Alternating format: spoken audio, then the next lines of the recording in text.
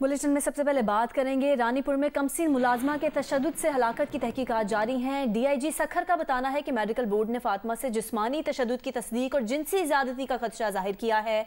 DIG Sukkur के मुताबिक तफ्तीश में शामिल साबिक एसएचओ रानीपुर का रिमांड लेने का फैसला किया गया है। हेड मुहर्रर, डॉक्टर और कंपाउंड का भी रिमांड लेने का फैसला किया गया है। कंपाउंडर का भी रिमांड लेने का फैसला किया गया है। मजीद तफसील जानते हैं। द न्यूज़ के नुमाइंदे इमदाद सोमरो और जियो न्यूज़ के नुमाइंदे यासिर फारूकी हमें ज्वाइन कर चुके हैं। सबसे पहले इमदाद सोमरो, आपके पास इस मामले से मुतालिक ताज़ा तरीन क्या इन्फॉर्मेशन है? ये जो खैरपुर में पीरा रानीपुर की हवेली में पुरअसरार हालत में 10 साल बच्ची फातिमा फौत हुई थी, उसके हवाले से हमें ज़राए का कहना है कि जो इब्तदाई मेडिकल जो हुई है, इब्तदाई मेडिकल जो उसका हुआ है, जो कल हुआ था, डायरेक्टर जनरल हेल्थ ने उसके हवाले से एक कमेटी बनाई थी जो कल आई थी, कब्रिस्तान से बच्ची का लाश निकाला था और उसकी मेडिकल की थी। तो उसमें खदशा ये जाहिर किया जा रहा है कि बच्ची के साथ जिस्मानी तशद्दुद हुआ है और जिनसी ज्यादती का भी खदशा जाहिर किया गया है। ये जो इब्तदाई मेडिकल जो रिपोर्ट है उसके जो कंटेंट्स हैं उसके हवाले से सिंध हुकूमत के आला हुकाम, महकमा सेहत के आला हुकाम और पुलिस के आला अफसरान को भी आगाह किया गया है। मेडिकल बोर्ड ने यह भी सिफारिश की है, सेहत के अफसरान ने यह सिफारिश की है कि मामले की मजीद तस्दीक करने के लिए, मजीद कंफर्मेशन के लिए ये मामला इस लाश मकतूला के जो लाश के जो जुज़े हैं उनको मजीद केमिकल रिपोर्ट के लिए भी भेजा जाए केमिकल लेबोरेटरी में। और मेडिकल बोर्ड के इस अहम इंकशाफ के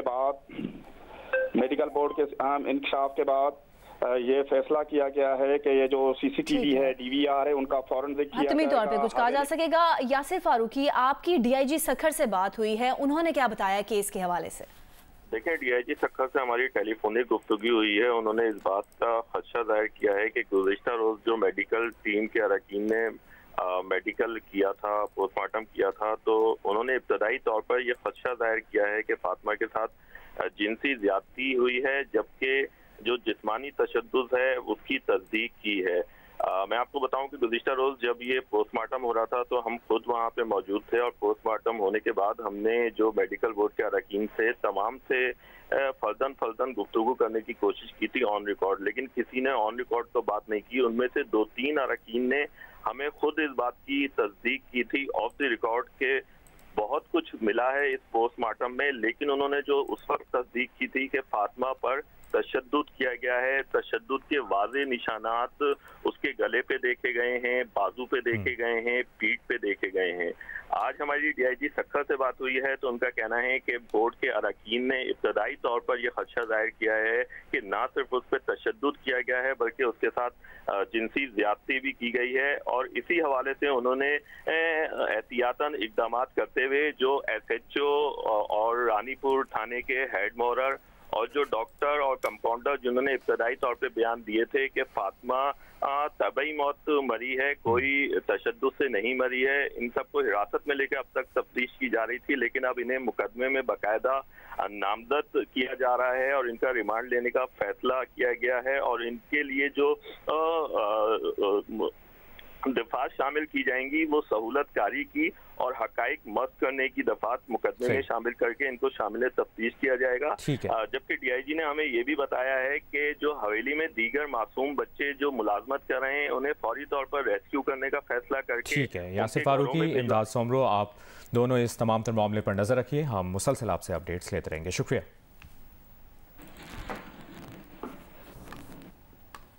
एक अफसोसनाक खबर, कराची से इस्लामाबाद जाने वाली मुसाफिर कोच पिंडी भटिया के करीब खौफनाक हादसे का शिकार हो गई। हादसे में 18 अफराद जाँ बहक हो गए।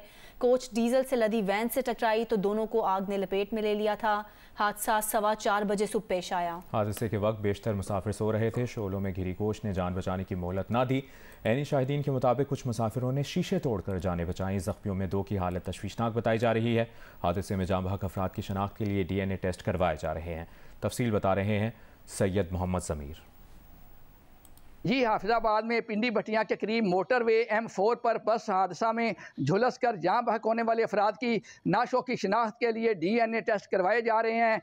MSTHQ अस्पताल पिंडी भटियां डॉक्टर अतहर मजीद ने बताया कि बाज़ नाशें इस कदर झुलसी हुई हैं कि उनकी शिनाख्त DNA टेस्ट की रिपोर्ट पर ही हो सकेगी। इस हादसा में जान बहक होने वाले अफराद में एक ही ख़ानदान के 4 अफराद भी मौजूद हैं जो कराची से आ रहे थे, लेकिन इस ख़ानदान के 2 बच्चे मौजूदाती तौर पर बच गए हैं, जिन्हें शदीद ज़ख्मी हालत में फैसलाबाद हस्पताल रेफ़र किया जा चुका है, जबकि बाकी तमाम ज़ख्मियों को पिंडी भटियां हस्पताल में इंतहाई निगहदाश्त के वार्ड में रखकर तिब्बी इमदाद दी जा रही है। दूसरी जानब IG मोटरवे पुलिस सुल्तान अली ख्वाजा ने फ़राइज़ की गफलत और लापरवाही के इल्ज़ाम में शिफ्ट में मौजूद तमाम ऑफिसर्स और बीट कमांडर को मुअत्तल कर दिया है और इस बात की तहकीकात की जा रही हैं कि डीजल की टैंकी से भरी पिकअप मोटरवे पर कैसे चढ़ी। जी,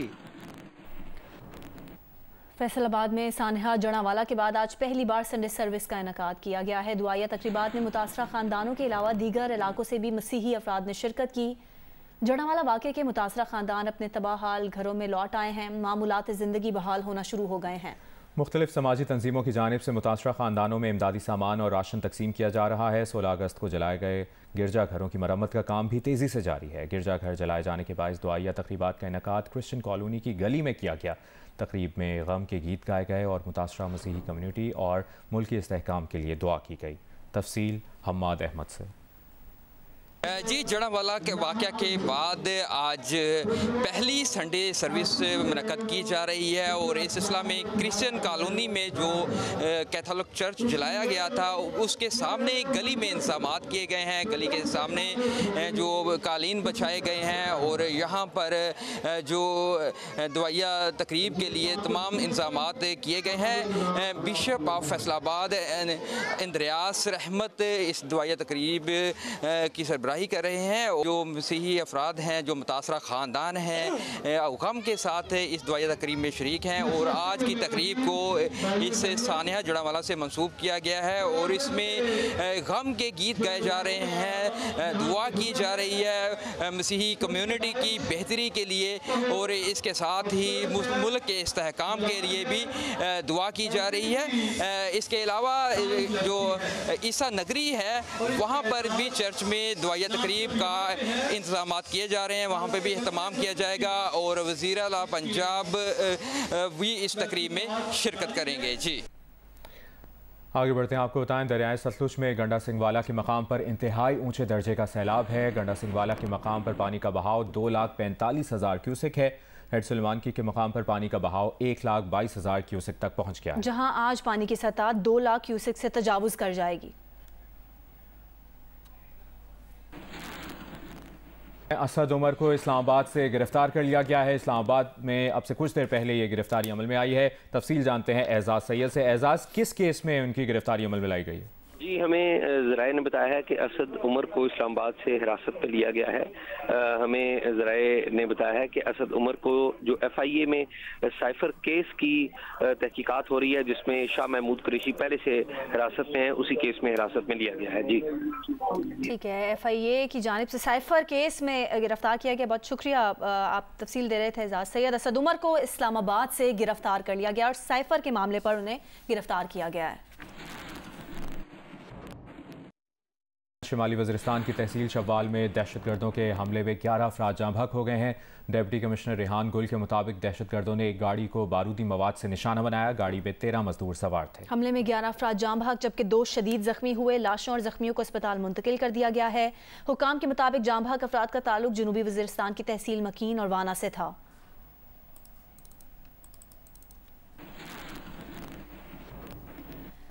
साबिक वफाकी वजीर शीरी मजारी ने दावा किया है कि खवातीन पुलिस और सादा कपड़ों में मलबूस अफराद उनकी बेटी को ले गए हैं। अहलकार हमारे सिक्योरिटी कैमरे और ईमान का लैपटॉप और फ़ोन भी ले गए हैं। शीरी मजारी ने इल्ज़ाम लगाया कि उन्हें वारंट भी नहीं दिखाए गए।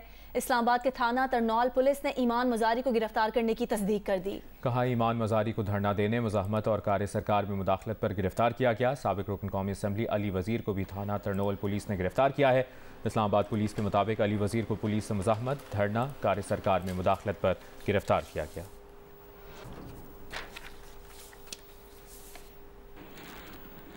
FIA टीम शाह महमूद कुरैशी को लेकर इस्लामाबाद के डिस्ट्रिक्ट कोर्ट पहुंच गई है। शाह महमूद कुरैशी की अदालत में शीरी मजारी से मुलाकात भी हुई है। ड्यूटी मजिस्ट्रेट एहतशाम आलम कमरा अदालत में आ गए हैं। इसकी तफसील जानते हैं हैदर शिराजी से। हैदर, क्या तफसील है?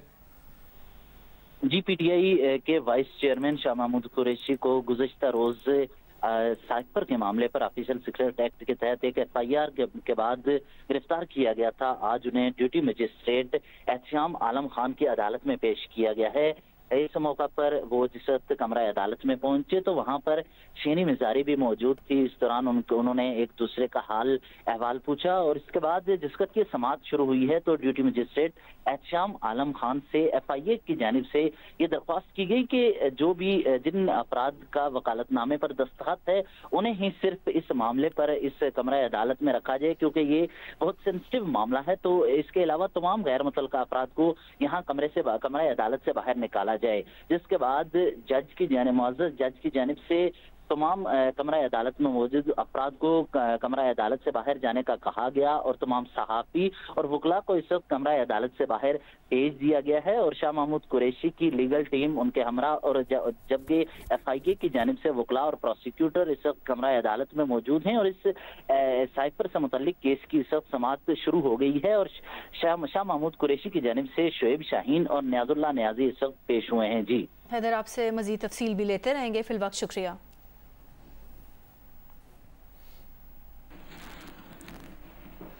और पेट्रोल बम के बाद अशिया ख़ुरनोश की कीमतों में होशरुबा इजाफे ने आवाम का जीना दुश्वार कर दिया है। इस्लामाबाद की महंगाई से सताए शहरियों की सस्ते बाजारों में तादाद भी कम नजर आने लगी है। तफसीलात बताएंगी नुमाइंदा जियो न्यूज़ मरियम नवाज।